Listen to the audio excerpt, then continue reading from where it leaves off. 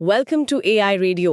आज हम डिस्कस करेंगे द इंडियन एक्सप्रेस के 15 मई 2026 के most important current affairs UPSC exam perspective के साथ। नोट्स का लिंक डिस्क्रिप्शन बॉक्स में अवेलेबल है। आपका फीडबैक और सजेशंस हमें और बेटर कंटेंट बनाने में हेल्प करते हैं, so don't forget to comment. एक सिनारियो कल्पना करना कितना दिलचस्प है ना। मिडिल ईस्ट में एक कमर्शियल जहाज रास्ता भटक जाता है और कुछ ही हफ्तों में यहाँ हमारी सुबह की चाय में पड़ने वाली चीनी अचानक महंगी हो जाती है। हाँ बिल्कुल। दुनिया अब एक ऐसी कॉम्प्लेक्स वेब बन चुकी है जहां आइसोलेट होकर नहीं रहा जा सकता। सही कहा। आज की इस इनडेप्थ चर्चा का मुख्य उद्देश्य इसी कॉम्प्लेक्सिटी को समझना है। आज हम लगभग 13 अलग अलग लगने वाली खबरों का पोस्टमार्टम करेंगे, भूराजनीति से लेकर सुप्रीम कोर्ट की डिबेट्स तक। एग्जैक्टली। हम सिर्फ हेडलाइंस नहीं पढ़ेंगे, बल्कि उनके पीछे के पॉलिसी इम्पैक्ट्स को क्लियर और कनेक्टेड तरीके से डिकोड करेंगे, बिना ओवरवेल्म हुए। तो चलिए उस चाय और चीनी की बात से ही शुरुआत करते हैं। वेस्ट एशिया में जो संकट चल रहा है वो अब सिर्फ इंटरनेशनल रिलेशंस का मुद्दा नहीं रहा, उसका असर सीधा हमारे मार्केट पर पड़ रहा है। अप्रैल का WPI इन्फ्लेशन यानी होलसेल प्राइस इंडेक्स 8.3% तक पहुंच गया है, जो कि पिछले 42 महीने का सबसे हाई पॉइंट है। राइट, 42 महीने का हाई। ये अचानक इतना बड़ा स्पाइक कैसे आया?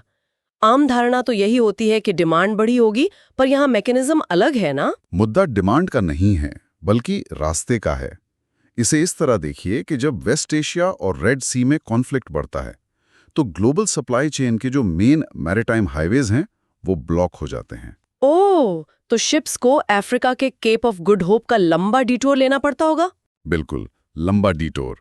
अब उस डिटोर में एक्स्ट्रा फ्यूल लगता है, एक्स्ट्रा टाइम लगता है, और वॉर जोन के आसपास से गुजरने की वजह से इंश्योरेंस प्रीमियम्स आसमान छूने लगते हैं। इन सब का डायरेक्ट इम्पैक्ट इंपोर्ट कॉस्ट पर पड़ता है। So it's basically like shutting down the main highway, toll booth. Traffic रुक नहीं रहा, बस गांव के छोटे रास्तों से जा रहा है, और उस डिटोर का खर्चा डोमेस्टिक मार्केट उठा रही है। तभी डेटा बताता है कि होलसेल पेट्रोल प्राइसेस 24% अप हैं। हाँ, और एविएशन टरबाइन फ्यूल यानी ATF की कीमतें तो लगभग डबल हो गई हैं। वाओ! और फ्यूल महंगा होगा तो हर वो चीज़ महंगी होगी जो ट्रांसपोर्ट होके आती है। पर अगर इकोनॉमी में आग लगी है तो हमारा फायर एक्सटिंग्विशर कहाँ है? वहीं पर पॉलिसी मेकर्स और RBI आते हैं। उन्होंने कुछ आर्थिक सेफगार्ड्स एक्टिवेट किए हैं, जैसे ECLGS 5.0 यानी emergency credit line guarantee scheme. ये एक तरह का फाइनेंशियल सेफ्टी नेट है ना? सही पकड़ा। जब ग्लोबल शॉक आता है तो छोटे बिजनेसेस कैश स्ट्रैप्ड हो जाते हैं, बैंक्स लोन देने से डरते हैं। यहाँ सरकार गारंटी देती है कि 2.55 लाख करोड़ रुपए का क्रेडिट फ्लो रुके नहीं, ताकि इकोनॉमी का पहिया चलता रहे। और जहाँ तक सप्लाई चेन रुकने का सवाल है, मैं सोर्स में पढ़ रही थी कि सरकार ने $1.4 बिलियन का एक भारत मैरीटाइम इंश्योरेंस पूल बनाया है। ये कैसे काम करता है? क्योंकि इंश्योरेंस तो मोस्टली प्राइवेट कंपनीज देती हैं। पर जब शिप्स वॉर जोन में जाते हैं तो प्राइवेट इंश्योरर्स या तो कवर वापस ले लेते हैं या प्रीमियम इतना बढ़ा देते हैं कि ट्रेड अनवायबल हो जाता है। बिना इंश्योरेंस के कोई अपना शिप रिस्क नहीं करेगा। राइट। इसीलिए सरकार ने सॉवरेन गारंटी के साथ ये पूल लॉन्च किया, ताकि अगर प्राइवेट प्लेयर्स पीछे हटें तो भारत सरकार डोमेस्टिक शिप्स को कवर देगी, ताकि एसेंशियल सप्लाईज जैसे क्रूड ऑयल या फर्टिलाइजर्स रुक न जाएं। और इसके अलावा स्पेशल इकोनॉमिक जोन यानी SEZ के कस्टम्स नॉर्म्स में भी ढील दी गई है, ताकि जो एक्सपोर्ट ऑर्डर्स कैंसिल हुए हैं उन्हें डोमेस्टिक मार्केट में आसानी से बेचा जा सके। ये तो डोमेस्टिक कंट्रोल हुआ, पर फॉरेन फ्रंट पर एक बड़ा लीक है। हाँ, फॉरेक्स रिजर्व्स की बात कर रहे हैं। हाँ, पिछले 2 महीने में हमारे फॉरेक्स रिजर्व्स में $38 बिलियन की गिरावट आई है। ये तो मैसिव कैपिटल फ्लाइट है, लोग पैसा निकाल रहे हैं। इसे रोकने के लिए सरकार विद होल्डिंग टैक्स को हटाने पे विचार कर रही है। वेट, इस जार्गन को थोड़ा तोड़ते हैं। ये विद होल्डिंग टैक्स प्रैक्टिकली है क्या? देखो, जब विदेशी इन्वेस्टर्स भारत के गवर्नमेंट बॉन्ड्स खरीदते हैं तो उन्हें उस पर इंटरेस्ट मिलता है, लेकिन सरकार उस इंटरेस्ट का एक हिस्सा करीब 20% टैक्स के रूप में पहले ही काट लेती है। इसे विद होल्डिंग टैक्स कहते हैं। तो ग्लोबल मार्केट में ये 20% काफी हाई माना जाता होगा, और क्योंकि US और यूरोप में इंटरेस्ट रेट्स पहले से हाई हैं, इन्वेस्टर्स वहां पैसा लगाए हैं। एकदम सही। तो पॉलिसी प्रपोजल ये है कि अगर हम ये 20% टैक्स हटा देते हैं तो उनके लिए इंडियन बॉन्ड्स वापस ल्यूक्रेटिव हो जाएंगे। इसका डायरेक्ट पॉलिसी इंपैक्ट ये होगा कि फॉरेन कैपिटल इनफ्लो आकर्षित होगा और गिरती हुई रुपए की वैल्यू को सपोर्ट मिलेगा। पर डायलेमा ये भी तो होगा कि अगर टैक्स हटाया तो सरकार को रेवेन्यू लॉस होगा। एग्जैक्टली यही बहस फाइनेंस मिनिस्ट्री और आरबीआई के बीच चल रही है कि टैक्स हटाने से क्या वाकई लॉन्ग टर्म इन्वेस्टमेंट्स आएंगी। इन सब आर्थिक चुनौतियों के बीच ना डिप्लोमेसी का भी बड़ा टेस्ट हो रहा है। न्यू दिल्ली में ब्रिक्स विदेश मंत्रियों की मीटिंग हुई जिसकी अध्यक्षता एस जयशंकर ने की। सबसे इंटरेस्टिंग बात मुझे ये लगी कि इस मीटिंग में ईरान और यूएई दोनों के रिप्रेजेंटेटिव्स थे, जबकि हम जानते हैं दोनों के बीच ट्रस्ट डेफिसिट कितना ज्यादा है। ये भारत की डिप्लोमेटिक टाइट रोप वॉक है। भारत किसी एक कैंप में जाने के बजाय इशू बेस्ड अलाइनमेंट कर रहा है। ईरान और यूएई के बीच बैलेंस बनाते हुए भारत का clear focus straight of Hormuz और रेड सी में सेफ मैरीटाइम फ्लो पर था। क्योंकि वाटरवे सेफ नहीं होगा तो हमारा डोमेस्टिक इन्फ्लेशन बढ़ेगा, जैसा हमने अभी WPI के कॉन्टेक्स्ट में देखा। बिल्कुल, एनर्जी सिक्योरिटी और ग्लोबल ट्रेड के फ्लो को बनाए रखना प्राइमरी फॉरेन पॉलिसी ऑब्जेक्टिव है। और शायद इसी एनर्जी सिक्योरिटी के लिए हम नए रिलायबल पार्टनर्स ढूंढ रहे हैं। पीएम मोदी की यूरोप यात्रा और ऑस्लो में तीसरे इंडिया नॉर्डिक समिट की चर्चा इसी दिशा में है। 19 मई को इस समिट में 5 देश हिस्सा लेंगे: स्वीडन, नॉर्वे, डेनमार्क, फिनलैंड और आइसलैंड। इनके साथ हमारा लगभग $19 बिलियन का ट्रेड है, पर नंबर से ज्यादा इंपॉर्टेंट इनकी टेक लीडरशिप है। टेक लीडरशिप मतलब किस स्पेसिफिक फील्ड में? मैरीटाइम इंफ्रास्ट्रक्चर, ग्रीन शिपिंग और रिन्यूएबल एनर्जी में ये ग्लोबल लीडर्स हैं।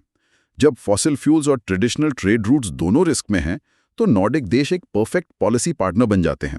ये सिर्फ ट्रेड नहीं, लॉन्ग टर्म टेक ट्रांसफर का मैटर है। फ्यूचर एनर्जी और रिस्क्स की बात चल रही है तो नेचर के थ्रेट पर भी बात करनी होगी। हाल ही में उत्तर पश्चिम भारत में एक भयानक तूफान आया। आमतौर पर हम एक्सट्रीम वेदर बोलकर इग्नोर कर देते हैं, पर IMD के डेटा में इसके पीछे की प्रॉपर मैकेनिक्स दी गई हैं। हाँ, ये सिंपली बैड वेदर नहीं था। IMD के अनुसार इस तूफान का कारण 2 अलग-अलग विंड सिस्टम्स का वायलेंटली टकराना था। लोअर एटमॉस्फेयर में राजस्थान के पास साइक्लोनिक सर्कुलेशन था, जिससे गर्म और नम ईस्टर्ली विंड्स आईं। और ठीक उसके ऊपर मिडिल ट्रोपोस्फेयर में ठंडी वेस्टर्ली विंड्स चल रही थी, है ना? सही। जब वो नम हवा ऊपर उठकर इन ड्राई वेस्टर्ली विंड से टकराई तो उस प्रेशर और टेम्परेचर डिफरेंशियल ने 100 किलोमीटर प्रति घंटे की आंधी पैदा की। My God. और ऐसे क्लाइमेटिक इवेंट्स का डायरेक्ट असर हमारी फूड सिक्योरिटी और इकोनॉमी पर पड़ता है। तभी तो सरकार ने 30 सितंबर 2026 तक रॉ, व्हाइट और रिफाइंड शुगर के एक्सपोर्ट पर बैन लगा दिया है। ये सिर्फ वेदर का इशू नहीं है, जियोपॉलिटिक्स भी है। बिल्कुल। इस एक्सपोर्ट बैन के पीछे 3 लेयर्स हैं। पहला, एल नीनो का असर, जिससे मॉनसून वीक होने का डर है और शुगरकेन क्रॉप हिट हो सकती है। दूसरा लेयर होगा वो स्ट्रेट ऑफ हॉर्मुज डिसरप्शन, जिसके कारण खेती के लिए जरूरी फर्टिलाइजर्स की सप्लाई में देरी और कीमत में इजाफा हुआ है। एग्जैक्टली। और तीसरा, इन दोनों रिस्क्स को देखते हुए डोमेस्टिक इन्फ्लेशन को कंट्रोल करना, ताकि आगे सप्लाई टाइट होने पर त्योहारों के दौरान चीनी महंगी ना हो। ये फूड सिक्योरिटी इंश्योर करने का एक बड़ा कदम है। तो एक तरफ क्लाइमेट और फ्यूल क्राइसिस है और दूसरी तरफ DMRC एक बड़ा सोल्यूशन ला रहा है। वो सेंट्रल विस्टा में हाइड्रोजन पावर्ड शटल बसेस शुरू कर रहे हैं। पर मैं ये समझना चाहती हूँ कि ये hydrogen fuel cell technology normal EV battery से अलग कैसे होती है? बड़ा टेक्निकल फर्क है। EVs में बड़ी लिथियम आयन बैटरीज होती हैं, जिन्हें घंटों ग्रिड से चार्ज करना पड़ता है। लेकिन हाइड्रोजन फ्यूल सेल एक ऑन बोर्ड पावर प्लांट की तरह है। ओ, मतलब वो पावर खुद जनरेट करता है? हाँ, इसमें कंप्रेस्ड हाइड्रोजन गैस और ऑक्सीजन के बीच केमिकल रिएक्शन होता है, जिससे सीधे इलेक्ट्रिसिटी बनती है। और सबसे कमाल की बात, टेल पाइप से कोई धुआं नहीं निकलता, सिर्फ प्योर वाटर वेपर यानी पानी की भाप निकलती है। Wow, zero emission literally. Policy के नजरिए से ये अर्बन पोल्यूशन और इंपोर्टेड फ्यूल पर निर्भरता कम करने का परफेक्ट सोल्यूशन है। बाकी शहरों के पब्लिक ट्रांसपोर्ट के लिए ये बेंचमार्क बनेगा। ग्लोबल कैपेबिलिटी सेंटर्स के जरिए जज हो रही है। हाँ, डेटा कहता है कि भारत में अब 2117 GCCs हैं जो $98.4 बिलियन जनरेट कर रहे हैं। पर इनका एवोल्यूशन बड़ा इंटरेस्टिंग है। एक जमाना था जब इंडिया बस एक बैक ऑफिस था, कॉल सेंटर्स और डेटा एंट्री के लिए। वो पुराना नैरेटिव अब प्रैक्टिकली खत्म हो गया है। आज के GCCs कॉल सेंटर्स नहीं है, ये एंटरप्राइज नर्व सेंटर्स हैं। यहाँ engineers advanced AI models train कर रहे हैं, कोर R&D कर रहे हैं, सेमीकंडक्टर्स डिजाइन कर रहे हैं। मतलब हम सिर्फ एग्जीक्यूट नहीं कर रहे, मल्टीनेशनल कंपनीज की टेक लीडरशिप और स्ट्रैटेजी यहीं से बन रही है। एग्जैक्टली। लो स्किल BPO से हम हाई एंड टेक लीडरशिप की तरफ शिफ्ट हो गए हैं। चलिए, आर्थिक और टेक विकास की तो बात हो गई। अब थोड़ा उस मैकेनिज्म को समझते हैं जो इस डेमोक्रेसी को चलाता है, हमारा संविधान और कानून। एक बेसिक सवाल उठता है कि डेमोक्रेसी का इंजन चुनाव होते हैं, पर उस इंजन का मैकेनिक कौन चुनता है? आप इलेक्शन कमिश्नर्स की नियुक्ति वाले लॉ की बात कर रही हैं, जिस पर सुप्रीम कोर्ट में बहस चल रही है। हाँ, 2023 का कानून। इस लॉ के तहत कमिश्नर्स की नियुक्ति एक 3 मेंबर पैनल करता है, जिसमें prime minister, leader of opposition और एक कैबिनेट मिनिस्टर होते हैं। और सुप्रीम कोर्ट ने इसी स्ट्रक्चरल डिजाइन को बारीकी से देखा है। लॉजिक लगाएं तो अगर प्राइम मिनिस्टर और कैबिनेट मिनिस्टर दोनों पैनल में है, तो रूलिंग पार्टी के पास डायरेक्टली 2.1 की परमानेंट मेजॉरिटी हो गई ना। फिर उस पैनल में ऑपोजिशन लीडर का होना प्रैक्टिकली क्या बदल पाएगा? यही सुप्रीम कोर्ट का फाउंडेशनल कॉन्स्टिट्यूशनल क्वेश्चन है। अनूप परनवाल केस का हवाला देते हुए कोर्ट ने पूछा कि इस पैनल में चीफ जस्टिस ऑफ इंडिया या किसी और पॉलिटिकली न्यूट्रल मेंबर को क्यों नहीं रखा गया। क्योंकि चुनाव आयोग ऐसी संस्था है जिसे स्ट्रिक्टली इंडिपेंडेंट होना चाहिए। कानूनी सिद्धांत है कि संस्था सिर्फ स्वतंत्र हो ही नहीं, बल्कि स्वतंत्र दिखे भी, ताकि लोगों का विश्वास बना रहे। बिल्कुल। और रूल ऑफ लॉ या पब्लिक ट्रस्ट की बात हो तो कस्टोडियल डेथ से ज्यादा अलार्मिंग कुछ नहीं हो सकता। झारखंड हाईकोर्ट का एक रूलिंग सिस्टम की ओपेसिटी को कंप्लीटली एक्सपोज करता है। स्टेट में लगभग 427 कस्टोडियल डेथ्स हुई हैं। हाई कोर्ट ने इस सिचुएशन को सीधे तौर पर कॉन्स्टिट्यूशनल मशीनरी का फेलियर बताया, क्योंकि ये आर्टिकल 21 यानी राइट टू लाइफ का वायलेशन है। हाँ, और यहाँ नए क्रिमिनल कोड भारतीय नागरिक सुरक्षा संहिता यानी BNSS का सेक्शन 196 सब सेक्शन 2 समझना जरूरी है, जो पुराने CRPC में 176(1)A हुआ करता था। इस प्रोविजन में क्या नया है? इसके तहत अगर पुलिस कस्टडी में मौत होती है तो एक इंडिपेंडेंट जुडिशियल मैजिस्ट्रेट द्वारा उसकी जांच करना स्ट्रिक्टली मैंडेटरी है। ये इसलिए ताकि पुलिस अपने ही डिपार्टमेंट के इंटरनल कवरअप्स ना कर सके। कॉन्फ्लिक्ट ऑफ इंटरेस्ट हटाने के लिए एक इंडिपेंडेंट जुडिशियल माइंड जरूरी है। इसका पॉलिसी इंपैक्ट क्लियर है कि अकाउंटेबिलिटी हर एनफोर्समेंट एजेंसी पर लागू होगी। सही पकड़ा। इंटरनल अकाउंटेबिलिटी के साथ इंटरनल सिक्योरिटी भी बहुत महत्वपूर्ण है। हाल ही में NIA ने red fort car bomb blast case में 7,500 पेज की चार्जशीट दाखिल की है। 7,500 पेजेस? इन्वेस्टिगेशन का स्केल बहुत बड़ा है। इसमें 10 आरोपियों पर अनलॉफुल एक्टिविटीज प्रिवेंशन एक्ट यानी UAPA लगाया गया है। UAPA नॉर्मल कानून से इतना अलग क्यों बिहेव करता है? देखिए, UAPA एक स्पेशलाइज्ड एंटी टेरर लॉ है जिसमें कानून का बैलेंस ऑफ प्रोबेबिलिटी शिफ्ट हो जाता है। आम कानून में रूल है bail is the rule, jail is the exception. पर UAPA में कोर्ट आरोपी को तब तक बेल नहीं दे सकती जब तक प्राइमा फेसी ये ना लगे कि आरोप झूठे हैं। और मैंने सुना है इसमें पुलिस को इन्वेस्टिगेशन का टाइम भी ज्यादा मिलता है। हाँ, नॉर्मल लॉ में चार्जशीट के लिए 60 से 90 दिन मिलते हैं, पर UAPA में एजेंसी के पास 180 दिन तक का समय होता है। ये इंटरनल सिक्योरिटी थ्रेट्स को न्यूट्रलाइज करने का एक बेहद कठोर लीगल टूल है। कानून कैसे देश को सिक्योर करता है वो अलग बात है, पर कानून एक इंडिविजुअल के सबसे वल्नरेबल टाइम में कैसे एक्ट करता है, उसका सबसे बेहतरीन एग्जाम्पल सुप्रीम कोर्ट का एक लेट टर्म अबॉर्शन रूलिंग है। एक 15 साल की रेप सर्वाइवर की प्रेगनेंसी 27 हफ्ते की हो चुकी थी और एम्स के मेडिकल बोर्ड ने अबॉर्शन करने से कंप्लीटली इनकार कर दिया था। राइट। और अगर हम मेडिकल टर्मिनेशन ऑफ प्रेगनेंसी यानी MTP एक्ट 2021 की बात करें, तो सेक्सुअल असॉल्ट सर्वाइवर्स के लिए लिमिट 24 हफ्ते की है। उसके बाद मेडिकल बोर्ड डिसाइड करता है। और एम्स बोर्ड ने बहुत ही टेक्निकल और प्योरली ब्यूरोक्रेटिक अप्रोच ली कि सर्वाइवर माइनर तो है, पर उसे कोई साइकेट्रिक डिसऑर्डर नहीं है और फीटस वायबल है। एक इतना कोल्ड रिस्पॉन्स है। एक 15 साल की बच्ची के ट्रॉमा को आपने कंप्लीटली इग्नोर कर दिया। पर शुक्र है सुप्रीम कोर्ट ने इस फैसले को पलट दिया। कोर्ट ने क्लियर किया कि मेडिकल वायबिलिटी नहीं, माँ की रिप्रोडक्टिव ऑटोनॉमी यानी प्रजनन स्वतंत्रता प्रायोरिटी होनी चाहिए। बिल्कुल। किसी भी महिला को ऐसी ट्रॉमेटिक प्रेगनेंसी कंटिन्यू करने पर मजबूर करना उसके right to life with dignity का सीधा वायोलेशन है। और इसका ग्राउंड इम्पैक्ट तब दिखा जब दिल्ली HC ने RML हॉस्पिटल को निर्देश दिया कि वो अपने डॉक्टर्स को ऐसी सिचुएशंस के लिए सेंसिटाइज करें।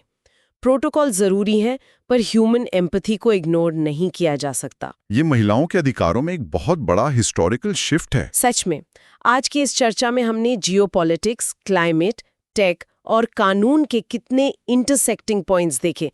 चलिए रैप अप करने से पहले यूपीएससी प्रीलिम्स के पॉइंट्स का एक क्विक रिवीजन कर लेते हैं। Over to you. तेजी से रिकैप करते हैं। पहला, अप्रैल का WPI इन्फ्लेशन 8.3% रहा, जो 42 महीने में सबसे हाई है। दूसरा, फॉरेक्स फ्लाइट रोकने के लिए सरकार फॉरेन बॉन्ड्स पर लगने वाले 20% विद होल्डिंग टैक्स को हटाने पर विचार कर रही है। तीसरा, इंडिया नॉर्डिक समिट, जिसमें 5 देश हैं, ओस्लो में होगा। उसके बाद ग्रीन टेक में DMRC। हाँ, DMRC ने सेंट्रल विस्टा में zero emission hydrogen shuttle buses शुरू की। पांचवा, एल नीनो और फर्टिलाइजर शॉर्ट सप्लाई की आशंका से 2026 तक शुगर एक्सपोर्ट बंद कर दिया गया है। छठा, चुनाव आयोग पैनल में 2.1 एग्जीक्यूटिव मेजॉरिटी पर SC ने सवाल उठाए हैं। BNS और UAPA का केस भी था। बिल्कुल। सातवां, BNS सेक्शन 196 सबसेक्शन 2 के तहत कस्टोडियल डेथ्स में जुडिशियल मैजिस्ट्रेट इंक्वायरी मैंडेटरी है। आठवां, रेडफोर्ट केस में NIA ने UAPA में मैसिव चार्जशीट दाखिल की। और आखिर में SC ने MTP एक्ट के तहत माइनर सर्वाइवर्स की रिप्रोडक्टिव ऑटोनॉमी और मेंटल हेल्थ को स्ट्रिक्ट मेडिकल रूल से ऊपर माना है। बेहतरीन समरी। तो आखिर में श्रोताओं के लिए एक सोचने वाली बात यह है कि आज हमने देखा कैसे ग्लोबल वॉर की आग हमारी चाय की चीनी महंगी कर रही है। वहीं टेक इनोवेशंस जैसे हाइड्रोजन बसेस और AIGCS हमारी इकोनॉमी को शेप कर रहे हैं। और कानून जैसे BNS या MTP act human rights protect कर रहे हैं। एग्जैक्टली।